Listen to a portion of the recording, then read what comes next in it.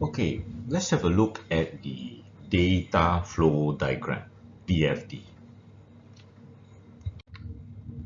Well, the first thing to do is to create the context diagram. Well, this is the context diagram, right? So the context diagram is the top level view, right, that show the system boundary. So the only other things that you see is the entity. So all these are the entities, and there's only one system, which is the level 0. Okay, so when you want to create the DFD, right, just make sure everything, okay, especially the context diagram, fit into one page, which is usually not the problem. All right, and the process name is the name of your system, right, which is pretty direct. All right, and of course, try to use unique name for each symbol so that you don't confuse yourself and don't cross the arrows, in this case the lines, okay, because it will make it hard to read. Well, at least try. Okay, and of course create unique reference number for each process symbol.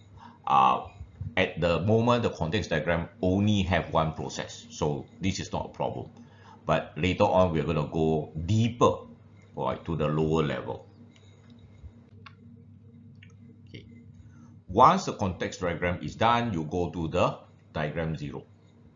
All right, so after the context diagram, you create a diagram 0. This is where you expand your context diagram to your diagram 0. All right, so you still have to balance your uh, context diagram to like diagram 0, which is you still have all your entities, okay, and you still have the same arrow that flow in and out of the entity, right? So basically you are just expanding the context diagram.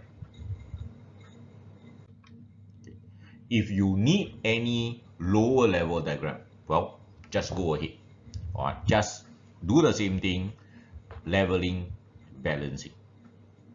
All right, so leveling, just go deeper, more detail, okay.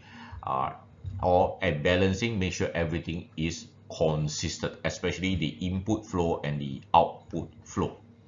All right, so this is what we mentioned as balancing. Okay, now of course most of the time we will use the top-down model, right? First the context diagram, then the diagram 0, then go down. Okay, but it is also possible to use a bottom-up strategy, which means you look at all the functions first. You look at all the things you need, the data store, the entities, the data flow, and so forth. Then you start to combine them, right? In a word, group them and build the higher level, and until you reach the diagram 0. This is also possible.